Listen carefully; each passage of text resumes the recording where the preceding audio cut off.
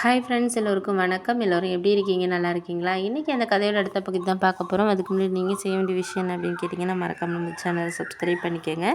கீழே இருக்க பெல் பட்டனையும் கிளிக் பண்ணுங்கள். அப்போ தான் நான் போடுற வீடியோஸ் எல்லாமே உங்களுக்கு உடனுக்குடனே நோட்டிஃபிகேஷன் வரும். ஸோ மறக்காமல் சேனலை சப்ஸ்கிரைப் பண்ணிவிட்டு வீடியோ பாருங்கள் ஃப்ரெண்ட்ஸ். வாங்க நம்ம கதைக்குள்ளே போகலாம். அதுக்கப்புறம் அம்மாவுக்கு மனசே சரியில்லை. என்னடா இது, நம்ம கல்யாணம் பண்ணி வைக்கணும் அப்படின்னு சொல்லிட்டு ஒரு யோசனையில் இருந்தும் இவன் என்னென்னா வேலை பார்த்துட்டு இப்போ வராளே அப்படின்னு சொல்லிட்டு அவங்க ஒரு மாதிரியாகவே முகத்தை இதாகவே வச்சுருந்தாங்க. நான் இருந்தாலும் எங்கள் அம்மாவுக்கு ஆறுதல் சொன்னேன். நீ ஒன்றும் ஏமா அப்படி நினைக்கிறேன்னு, ஒரு 2 இயர்ஸ் வேலை பார்த்தேன்னா நான் ஒரு 40,000 45,000 சம்பாதிப்பேன். நீ எதுக்கு கவலைப்படுற? அதுக்கேற்ற மாதிரி ஒரு நல்ல ஒரு இடத்துல வேலை பார்க்குற மாதிரி மாப்பிள்ளை கிடைக்கும் எனக்கு. நீ அதெல்லாம் நினச்சி ஒன்றும் கவலைப்படாதம்மா. தம்பி இப்போ தான் வேலைக்கு போயிருக்கான். அவனுக்குன்னு இப்போ நம்ம இப்போ அப்பா கட்டின இடத்துல தான் இருக்கோம். நம்மளோட ரிலேட்டிவ்ஸ்லாம் எவ்வளோ பேர் நிறைய சொத்து வாங்குறாங்க, இடம் வீடெல்லாம் வாங்குறாங்க. அப்படி இருக்கப்போ தம்பி இப்போ தான் போயிருக்காங்கிறப்போ அவனோட சேலரியெல்லாம் நம்ம கொஞ்சம் சேர்த்து வச்சோன்னா, நம்ம ஏதாச்சும் பின்னாடி லேண்டு இந்த மாதிரி ஏதாச்சும் வாங்கி போட்டோன்னா அவனுக்கு பிற்காலத்தில் ஒரு சேவிங்ஸ் மாதிரி தானே அவனுக்கு இருக்கும். பிற்காலத்தில் அவனுக்கு ஒரு பிஸ்னஸ் ஸ்டார்ட் பண்ணவோ இல்லை வெளிநாடு போகணுன்னா கூட அதை அவன் யூஸ் பண்ணிக்குவாம்மா. நீங்கள் எதுக்கு அதை செலவு பண்ணணும்னு நினைக்கிறீங்க எனக்காக? நான் நீங்கள் படிக்க வச்சதுக்கு ஏற்ற மாதிரி இப்போ ஓரளவு நான் நகை சேர்த்துட்டேன். இன்னும் ஒரு 2-3 இயர்ஸ்லாம் வேலை பார்த்தேன்னா என்னோட மேரேஜை நானே நல்லா கிராண்டாக பண்ணுற அளவுக்கு நான் காசு சேர்த்துருவேன். நான் அவனை எதிர்பார்க்க மாட்டேம்மா அப்படின்னோடனே அம்மாவுக்கு அதுக்கப்புறம் புரிய ஆரம்பிச்சிச்சு. சரி, நம்ம பொண்ணு சொல்கிறது ஆமாம்மா, நீ சொல்கிறதும் சரிதான். நான் மற்றவங்க சொல்கிற பேச்சை கேட்டுட்டு தான் தெரியாமல் இந்த மாதிரி முடிவெடுத்துட்டேன் அப்படின்னோடனே அதுக்கப்புறம் நான் சொன்னேன், உனக்கு நம்ம லலிதா அத்தையை தெரியும்ல உனக்கு?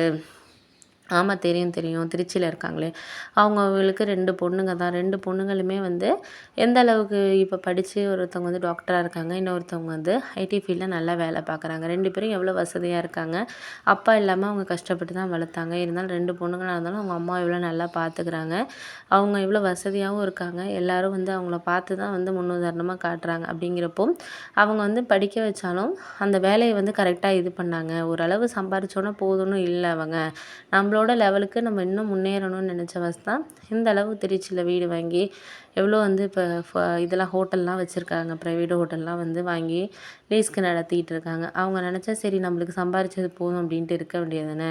அதனால் நீ அதெல்லாம் யோசிக்காத. கல்யாணங்கிறது இப்போ இன்னும் 2 வருஷம் கழித்து பண்ணிக்கலாம், இன்னும் ஒரு 3 வருஷம் கழித்து கூட பண்ணிக்கலாம். அது அவசரம் கிடையாது. நம்ம வாழ்க்கைக்கு எது அவசியமோ அதை நம்ம ஃபஸ்ட்டு பார்க்கணுமா. அதை நீ புரிஞ்சுக்கம்மா. அடுத்தவங்க சொல்கிறாங்கங்கிறதுக்காக நீ கேட்டுக்கிட்டு பண்ணாதம்மா அப்படின்னோடனே சரி ஓகே அப்படின்னு அம்மா கொஞ்சம் மனசு மாறினாங்க. ஆமாம்மா, நீ சொல்கிறது கரெக்டு தான். நான் தான் புரிஞ்சுக்காமல் மற்றவங்க சொல்கிறத கேட்டுட்டு பேசிட்டேன். அப்பா கூட என்கிட்ட பேசினார். நீ ஏன் மற்றவங்க சொல்கிறாங்கன்ட்டு அதுக்கு நீ இது பண்ணுற? தேவையில்லாது.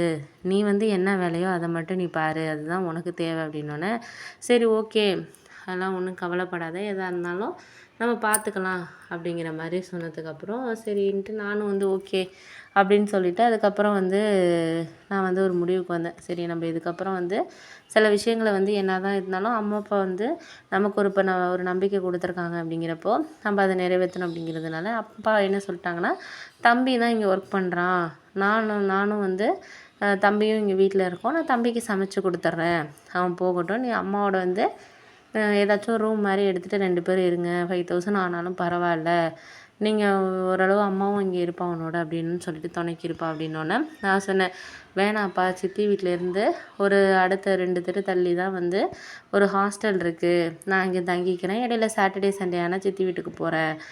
அம்மானாலாம் போனால் அதுக்கு தனி வீடு பிடிக்கணும், தேவையில்லாத செலவு தான், அதெல்லாம் வேணாம் அப்படிங்கிற மாதிரி சொன்னோன்னே அப்பாவும் சரி ஓகேம்மா, உனக்கு எது இதாக இருக்கோ அதை பார்த்துக்கம்மா அப்படிங்கிற மாதிரி சொன்னார்.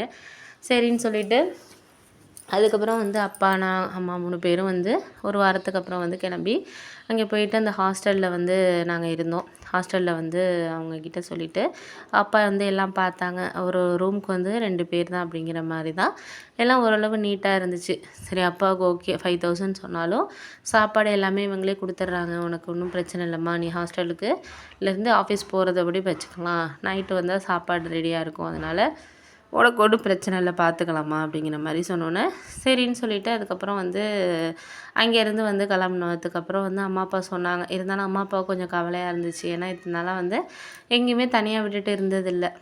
ஒரே ஊர்லேயே படித்து அங்கேயே வேலை பார்த்ததுனால இத்தனை நாளாக தெரியல. இப்போ திடீர்னு பிரியிற மாதிரி இருந்தோன்னே அம்மாவுக்கு கொஞ்சம் ஒரு மாதிரி கண் கலங்கின மாதிரி இருந்தாங்க. நான் சொன்னேன், அதெல்லாம் ஒன்றும் கவலைப்படாதீங்கம்மா, நீங்கள் போயிட்டு வாங்க, நான் பார்த்துக்கிறேன், அதெல்லாம் ஒன்றும் பிரச்சனை கிடையாது. நான் அதெல்லாம் பழகிக்குவேன். எல்லா இடமும் போகிறப்ப நம்மளுக்கு புதுசாக தான் இருக்கும். நம்ம பழகிட்டோம்னா அப்புறம் நம்ம 4 பேருக்கு வழி சொல்கிற மாதிரி தான் இருப்போம் அந்த இடத்துல. அதனால நீங்கள் அதெல்லாம் என்ன நினச்சி கவலைப்படாதீங்க. தைரியமாக இருங்க. ஏதாச்சும் இருந்தால் தான், நான் சித்தி வீடு பக்கத்தில் இருக்குது, சித்தப்பாலாம் இருக்கார். ஏதாச்சும் ஒன்றுனா நான் அவர்கிட்ட ஏதாச்சும் ஹெல்ப் பண்ணால் ஏதாச்சும் தெரியல அப்படின்னு சொல்லிட்டா கூட நான் கேட்டுக்கிறேன் அப்படின்னோடனே, சரி சரி ஓகே அப்படின்னு சொல்லிட்டு அதுக்கப்புறம் வந்து அங்கே இருந்த அப்புறம் அம்மா அப்பா கிளம்புனாங்க.